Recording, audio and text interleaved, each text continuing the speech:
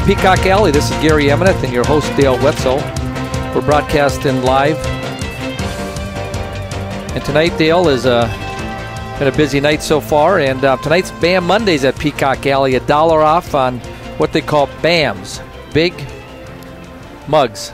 Big Mugs. Big and Mugs. The A stands for something. Yeah, and they also have hamburgers that are $1 off, and they're on. It's that special is going on until 11 o'clock tonight. So if you're out in town and you want to get a great burger, I had a mushroom and Swiss earlier, and it was exceptional. So maybe they should call it Big Ba. Hamburgers. Very good. I'll talk to Dale about that because he's got a good marketing department, but he could probably always use a little help as we. He'd have to make up some new T-shirts. I mean, the servers in the Peacock Alley are running around with T-shirts that have on the back BAM. It's very interesting and assertive.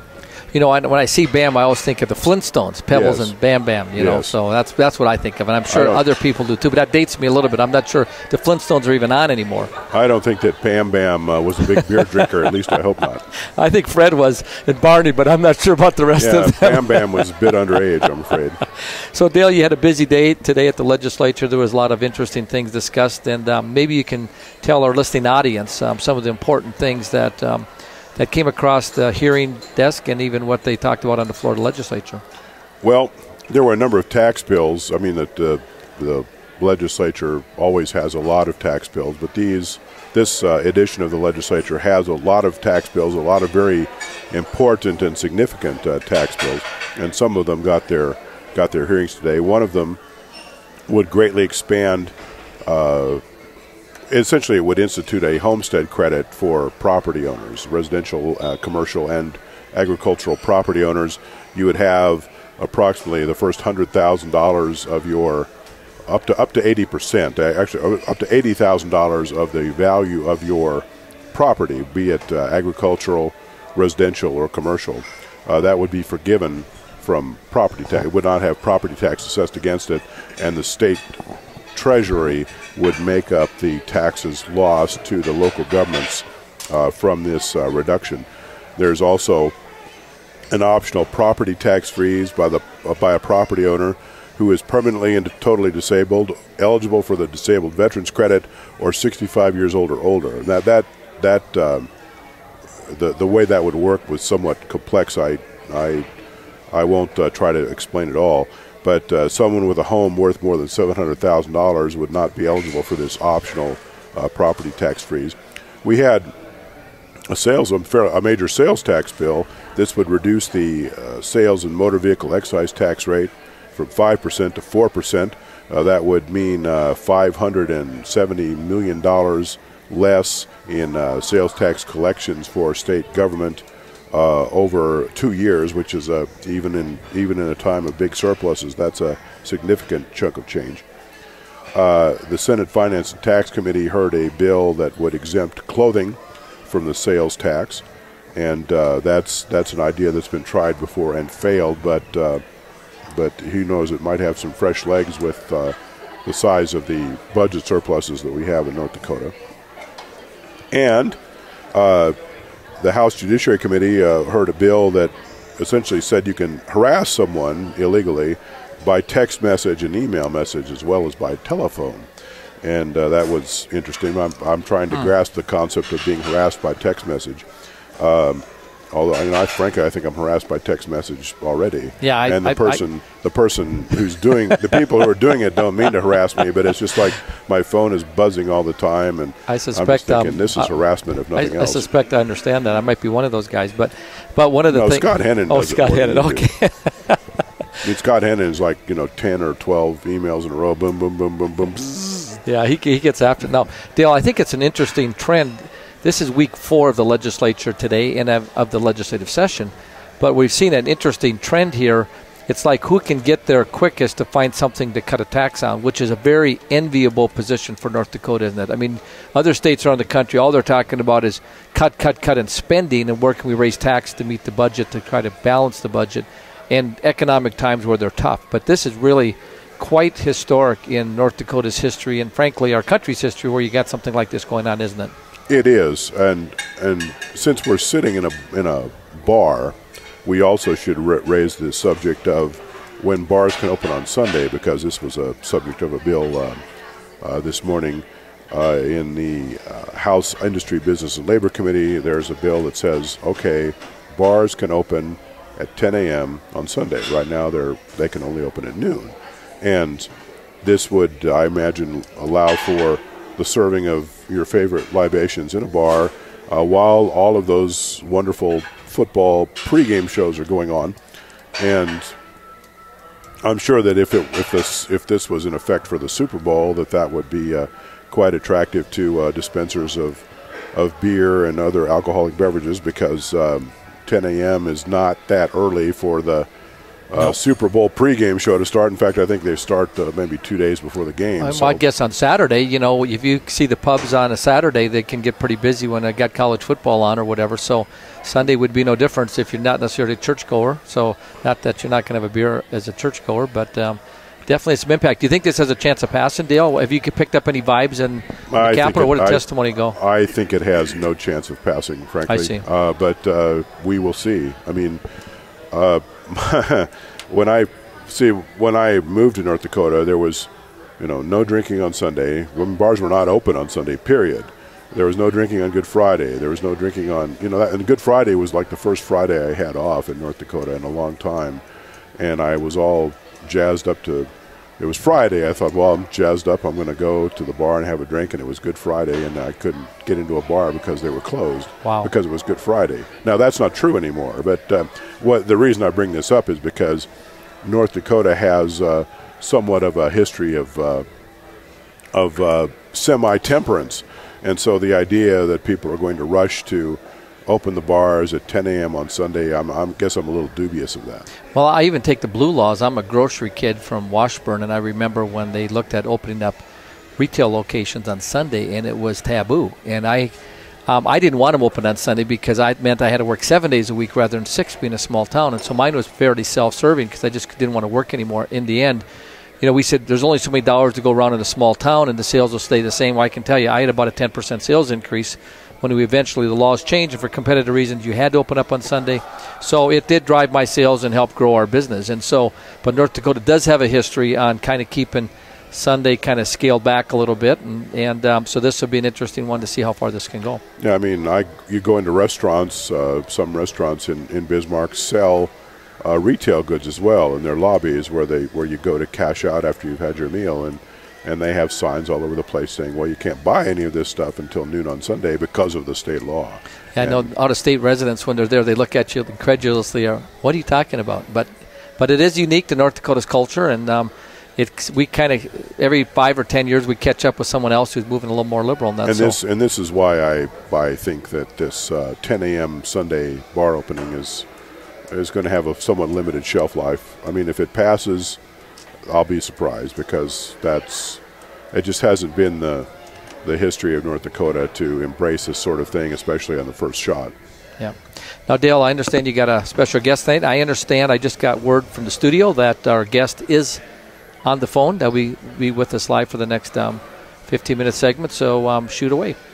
We have Dawn Keeley of AE2S, which is an engineering firm. AE2S is deeply involved in the construction of the Western area water supply system in northwestern and western North Dakota. What this is a project that will supply water to communities in North Dakota's oil country, and the hope is that this cost of constructing this system will be financed by profit from the sale of industrial water to oil companies which need it as part of their oil drilling operations. Welcome, Ms. Keeley. Good evening. Could you tell us a bit about your firm and what they're doing in North Dakota? Right. Well, as you stated, AE2S is heavily involved in the Western Area Water Supply Project. We are also involved in several municipal level projects in helping cities build their infrastructure to accommodate the population growth that's projected within these communities. And as such, we also participated with the Vision West ND project, which assisted communities in doing assessments of their existing infrastructure, as well as identifying the necessary improvements and cost estimates to, again, grow their infrastructure base to accommodate the population growth and demand. You mentioned Vision West, Ms. Keeley. Could you tell us what Vision West is? Yes, Vision West is a large regional project that is currently underway throughout 19 counties in western North Dakota. And Vision West ND was initiated through the Southwest REAP Zone group, as well as the North Dakota Association of Oil and Gas Producing Counties. And we were successful in securing funds from the U.S. Department of Housing and Urban Development, as well as through the North Dakota Energy Development and Infrastructure Impact Fund through the Department of Trust Lands. So there is a large planning project underway that was initiated last February of 2012, entitled Vision West ND. And there are several components, and one of which AHOS was involved through the infrastructure assessment project. And what are the goals of Vision West? You mentioned a planning project. What is it that's being planned here? Right. There are several layers to Vision West ND, and one of them being local and strategic plans, economic development strategic plans. So steering committees were initiated at each of the county level and some community level, as well as tribal level, planning efforts to do strategic planning. And I believe about 20 of those plans are in draft form at this time, and currently under review by the local steering committees. And then we did the infrastructure assessments for 26 communities in this region, and we've also provided planning and zoning training for the local planning and zoning officials and building officials at the local level. We're also in the middle of supporting some webinars for counties to participate through the North Dakota Energy Project that further takes the Lindhelm model for well drilling and population projections provided through NDSU, and helping the local officials understanding the implication of those models and their potential growth within their own counties. And then the last component that we're currently just getting underway is helping our local steering committees and their strategic plans identify projects that may be worthy of a project schematic prepared by a professional architectural firm to help further some local project ideas. When we say strategic planning, could you tell us more about what that means? A strategic plan, it might conjure the image of something that sits on a shelf and gathers dust. How is a strategic plan useful to the communities that are drafting them? What do they use them for? Right. Well, the strategic planning component of Vision West ND has been taken underway by building communities. This is a strategic planning firm located in Baker City, Oregon. And so the strategic plans allow the communities and counties at the county level, all the communities to participate and develop and select the strategies that are most important to those communities. So the strategic plans allow them to kind of evaluate what strategies might be most important to their community, as well as identify what we've entitled quality of life initiatives, which address more of the most immediate and pragmatic issues that are facing these communities, such as public safety and emergency services, housing, daycare, parks and recreation, and those sorts of things.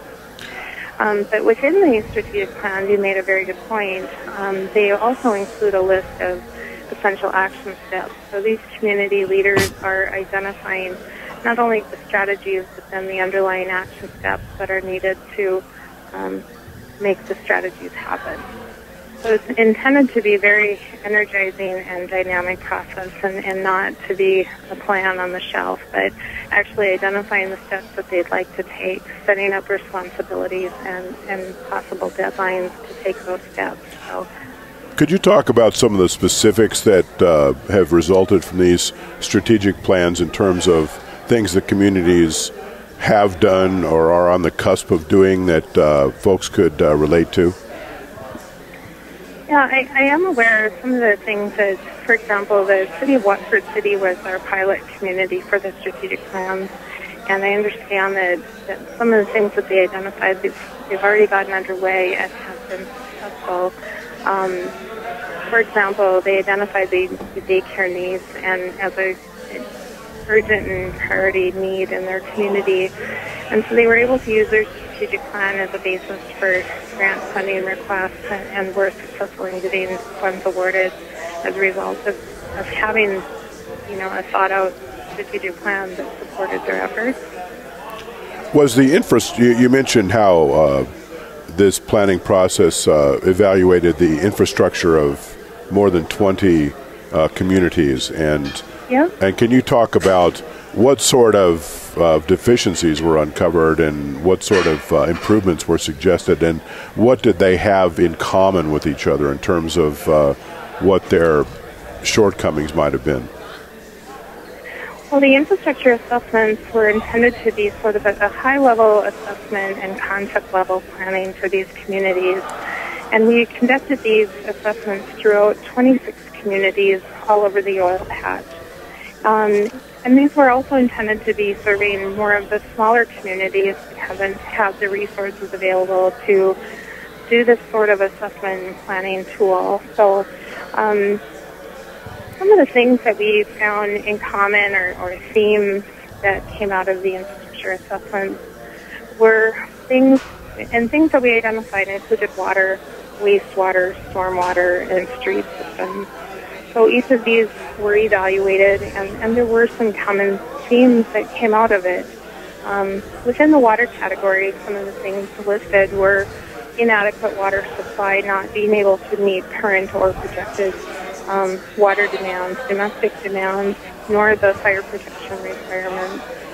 Many of these communities have some of the original infrastructure in place, such as cast iron water mains dating back to the 30s, that needs to be addressed. And many of these systems are undersized to serve anticipated growth for those communities. So in many cases, some of the existing infrastructure needs to be upsized to adequately support expanding upon that infrastructure.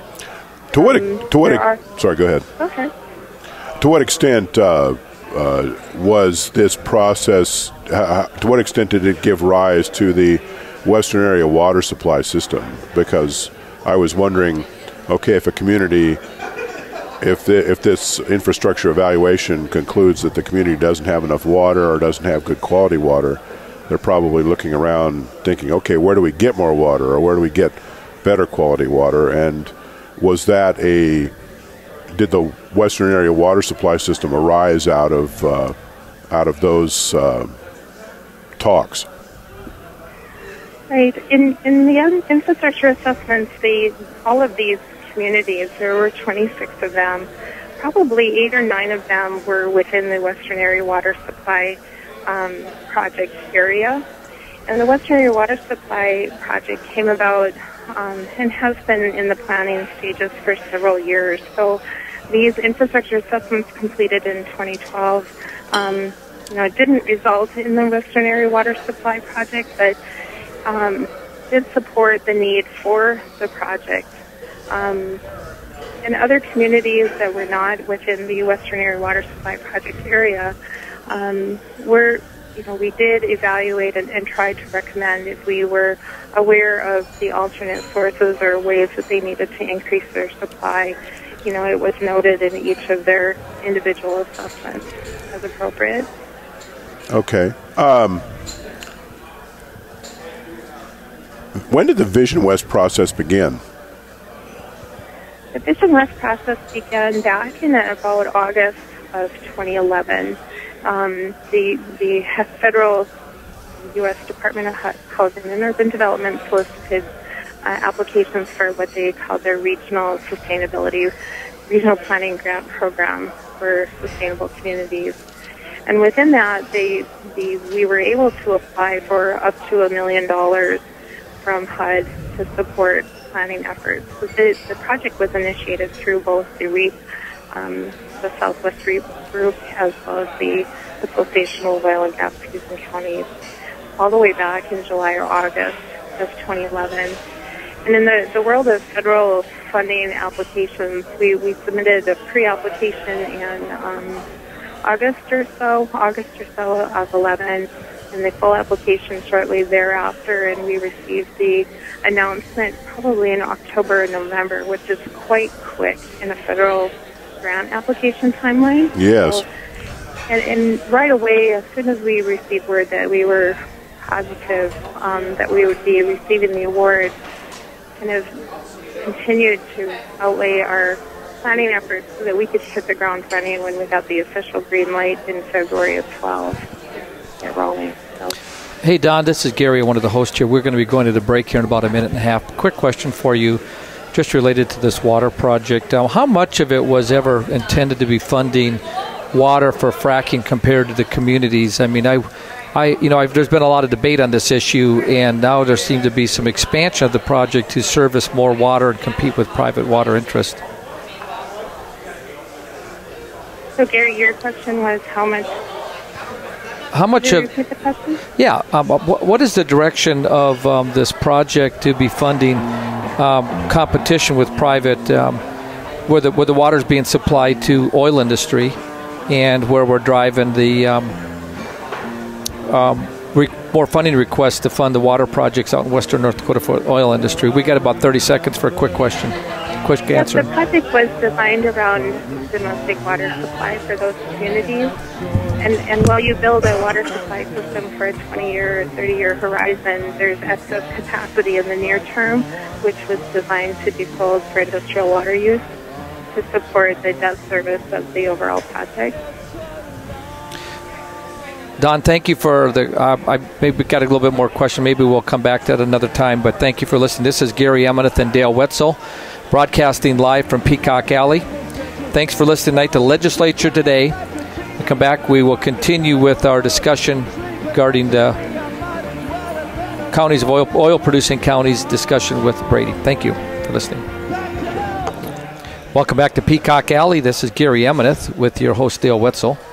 The Legislature today, we're talking to legislators this evening into focusing on tax issues, and this is the segment where we're talking to the Association of Oil and Gas Producing Counties, and we have special guests down. We're going to have a guest coming in on the air shortly, and calling on the telephone line. And Dale, as we're broadcasting here tonight, finishing up here, why don't you introduce our special guest here in studio at Peacock Alley, our fancy studio here on the second floor of Peacock fancy. Alley.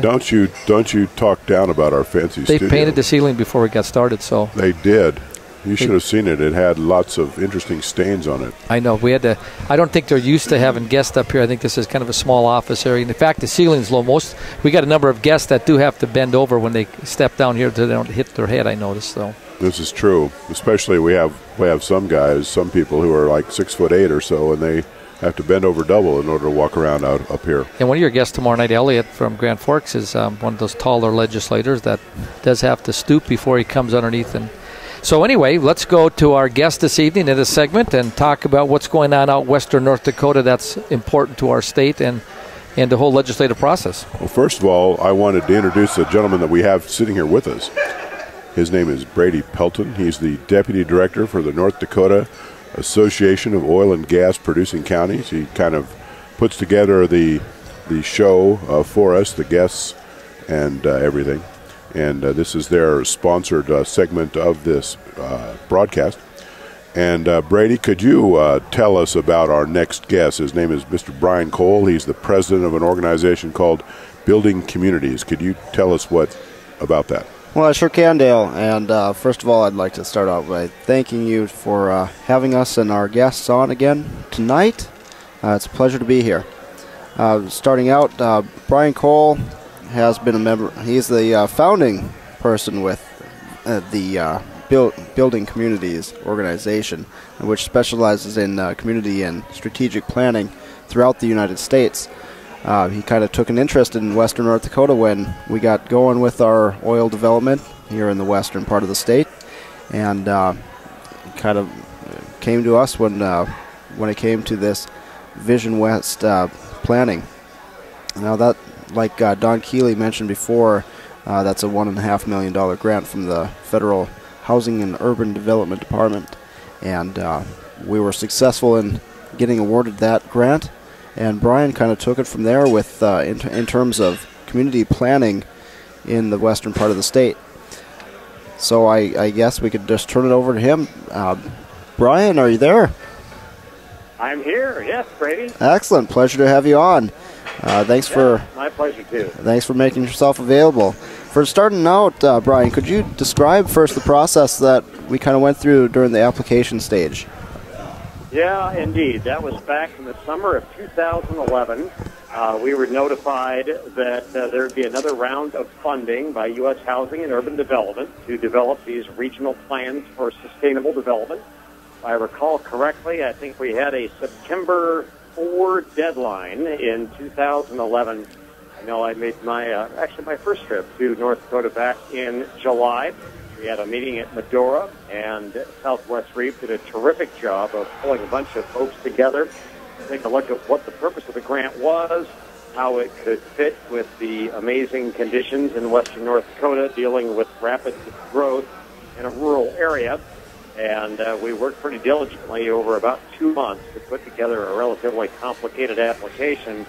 But one, as a guy that's submitted a lot of grant applications in my lifetime, I was pretty confident we'd be successful because HUD really is trying to focus this program on dealing with growth.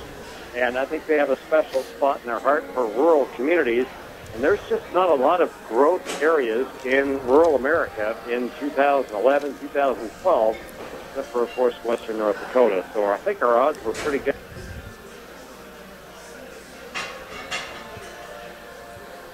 Well, we're waiting for Brian back on the call here. Brady, one of the things as we look at the planning in western North Dakota, like we know I'm familiar with some projects out in McKenzie County which never had any zoning at all to speak of. And Sure. So we're at a point now where frankly a lot of citizens would probably still rather not have any planning other than through the reality of what's happened because of explosive growth, where you've got subdivisions, man camps, and commercial going out in the middle of everywhere, whether it's a saltwater disposal well or man camps. What are you finding out there from what are people saying in the planning stages as they wrestle and grapple with the realities of this explosive growth? What's the kind of the attitudes of not only the locals but even city commissioners, county commissioners, etc.? Well, of course, I can't speak for the entirety of western North Dakota, but I think the general consensus is that planning and zoning definitely serves a purpose, especially faced with such rapid development. At this point, we're at that stage where they know that it's valuable. Many of them do, and they want to implement many of these planning and zoning initiatives, but they're limited in their expertise in this subject. And actually, we, as part of this Vision West ND project, we had a planning and zoning, basically a tutorial on how to effectively plan and zone for regions and counties and cities, which I think was very helpful. We got a lot of valuable feedback from that, and we're hoping that bringing those tools to our local leaders will help them be better advocates for planning and zoning in their areas. Now, this project, there's different stages, and at the website, I guess from a listener standpoint, you can go to visionwestnd.com, and I understand there's a project map that I'm actually seeing as I'm looking at my iPad here. It kind of shows the progress of different counties and the progress being made. Are you guys satisfied with the project, the status so far of where you're at? I heard at one point you might even be ahead of schedule with what your planning is. Well, actually, we are on par to finish and complete our strategic plans on course. Now, looking at that map, of course, you'll see that all of the counties that we focused on in western North Dakota, the 19 in western North Dakota, as well as the 3 affiliated tribe segments, Most all are completed. However, Slope County, McKenzie County, and Williams County have yet to complete their strategic planning in those counties. Now we're hoping that we can get them on board fairly soon. We'd like to go ahead and implement our regional plan as soon as possible. How does this help development, Brady? How does this help shape how development progresses in these communities, in these counties? Well, Dale, I think the fact of the matter is that you can't effectively build a future for any kind of community without a plan. It helps to have those blueprints for future development, especially as related to the extreme amount of fast-paced growth that we're faced with out in western North Dakota. So having a blueprint for how to move forward and develop strategic economic principles on which to go forth with, I mean, that's the name of the game at this point. Having those guidelines is very important. Thank you. It's Brian Cole. I thought I'd let you know I'm back on the line here. Outstanding. Mr. Cole, the question I was trying to ask you before we lost you was, I would imagine that in a business like yours, a situation such as we have in western North Dakota is quite interesting and potentially, I mean, I imagine you don't run into it very often where you have a rural area with limited planning expertise that is undergoing explosive growth and needs the kind of services that you provide. I think a phrase I used would be like catnip to you. Is that a fair assessment? Yes. Well, indeed. It's a very unique dynamic going on in western North Dakota right now. I tend to think of Burke County, right on the Canadian border, and that is a county that in 1930 had 9,996 people, so just 4 short of 10,000. Today, or maybe I should say yesterday, in 2010, the population of Burke County was 1,950. And so the population is now only 20% of what it was in 1930. When you think about it, basically they've lost 100 people every year for 80 years. There is not a need for land use planning when people are leaving. There's no pressure on land. You don't need to figure out where the water and sewer lines need to go. And so consequently, Burke County and most of the rest of the counties, in fact, almost all of them, except for the counties that have had a real stabilizing effect by the coal industry, have seen substantial population loss. And so land use planning has not been in demand in North Dakota. North Dakota has a good land use planning system, but no one has really needed to pay attention to it. And so you're right. It's a whole different dynamic now. You see basically the region with the fastest growth in the nation. And there is a need for people to figure out, okay, where's the growth going to be? How is our town going to grow? Where's the next school going to be? Where should the roads be built? So it is. It's a very, very fascinating situation. This is Gary here. Brian, one of the questions I have is, have you found while you're putting in place some of these planning and zonings where sometimes you overplan or overdo it based on what some of the locals have?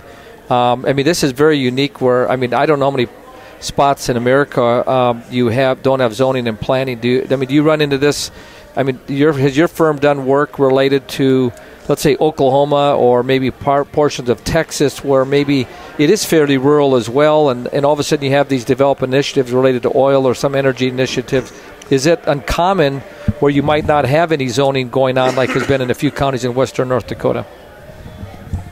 Yeah, our work has been in Oregon, Arizona, Arkansas, North Dakota, and Idaho. And so it's really quite a mix of where we've been. And I think anybody that lives in the rural parts of any state, they always feel like all the decisions are made in the urban areas. So in North Dakota, a lot of the sentiment is that the decisions are made in Bismarck, and of course they're made in Fargo and the population centers, which are quickly shifting.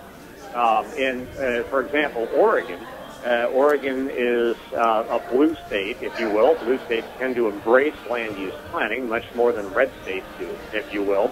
And yet I live in a rural part of Oregon in which land use planning isn't really that popular.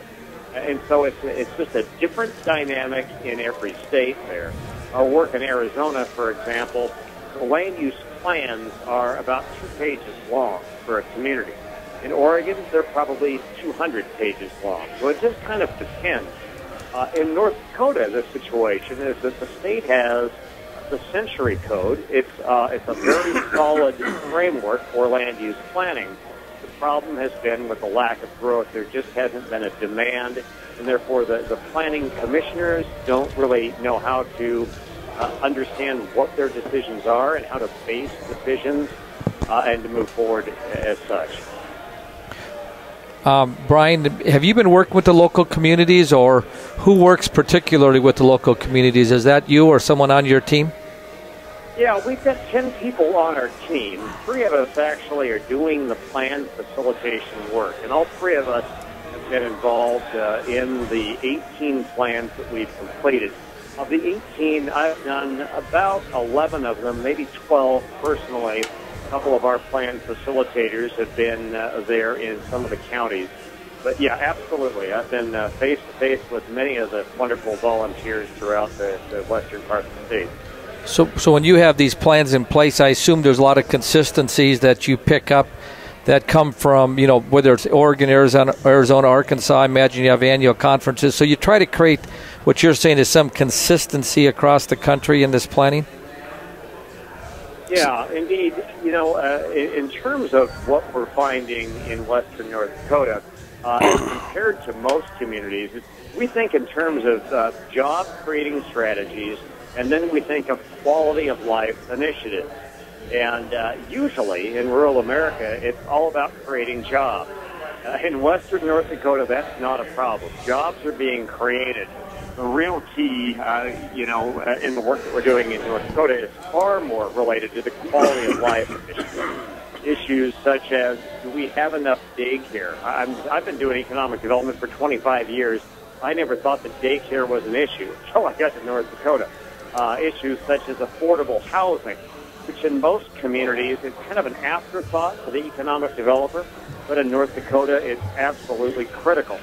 Land use planning is something that is kind of taken as a given most places, but it's very, very important in western North Dakota. So the issues are much different than what we see elsewhere.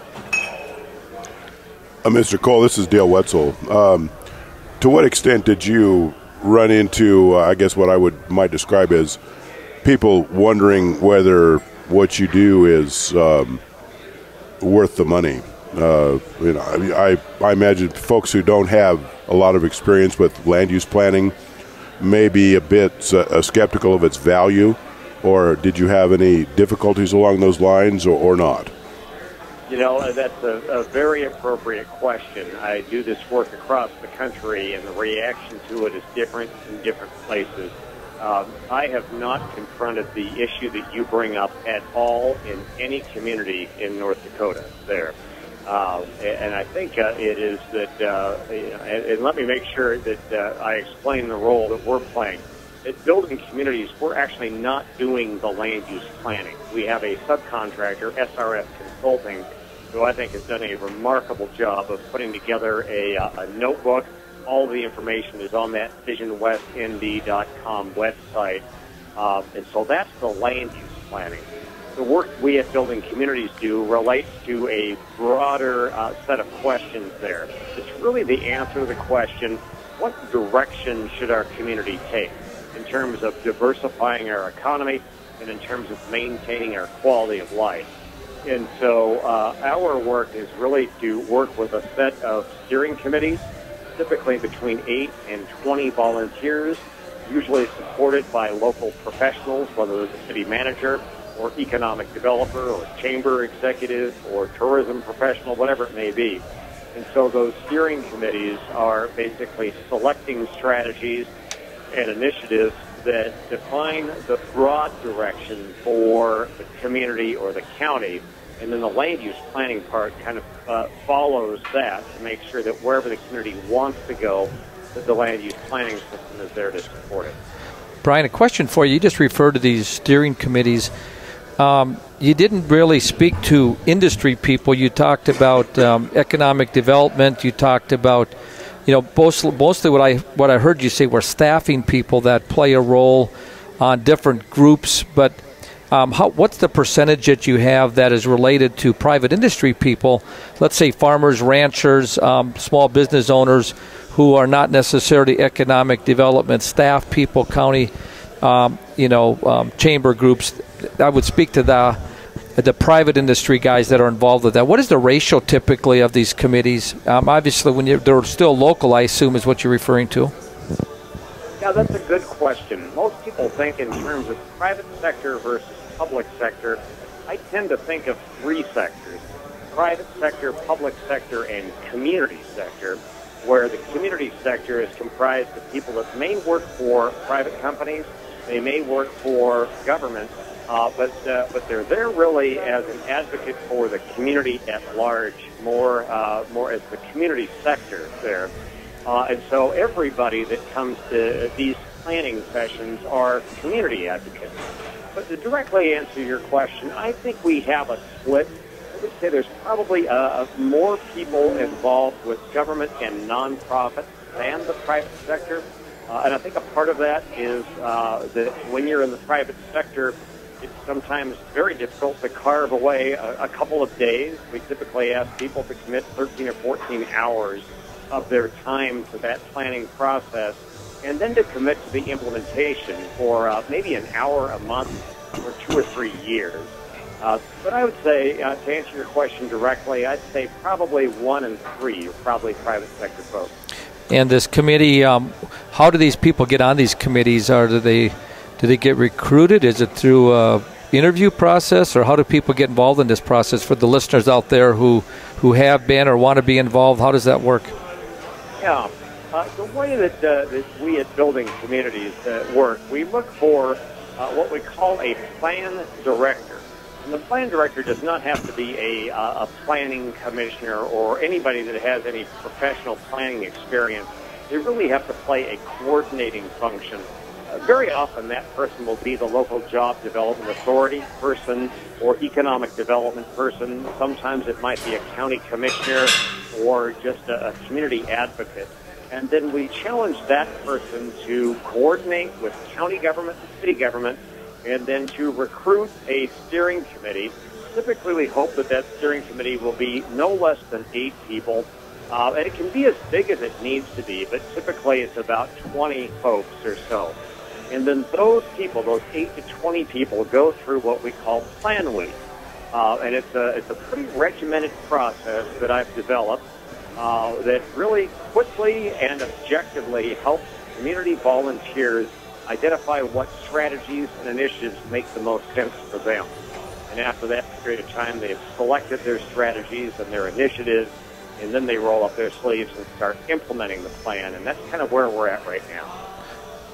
Are you how far away are you from completing this project where you see in Western North Dakota they got their plans in place and a group like yourself move on, or do you stay involved long term with all these communities and cities and counties? Yes, in fact we do. It's interesting. On Friday we are going to celebrate our 1-year anniversary. I don't know that many of us have really thought about that, but the project officially got underway. We've got the green light from U.S. Housing and Urban Development on February 1, 2012. And, of course, this Friday it's going to be 1 year. And I'm pleased to say that we have completed 18 of these plan weeks. We probably have 2 or 3 or 4 remaining. I know Brady talked a little bit earlier about some of the counties that have not been able to get it together yet. We hope that they will. But then to your question about implementation and sticking around, Building Communities is on board for yet another year, at least anyway. Plus there are other key nonprofit and local government organizations based in North Dakota that are helping out. I think of Southwest REAP. I think of Brady Pelton's organization, the North Dakota Association of Oil and Gas Producing Counties. We also have the Souris Basin Planning Council up in Minot. That are providing administrative support and will be on hand to help the local folks implement their plans. Mr. Cole, when all your work is done, when the planning work is done, how does it improve how the community moves forward? The key is up to the community volunteers primarily. Some of the professionals, like the city managers and the county commissioners. But, one way that we measure the work is simply, is the steering committee continuing beyond the planning stage?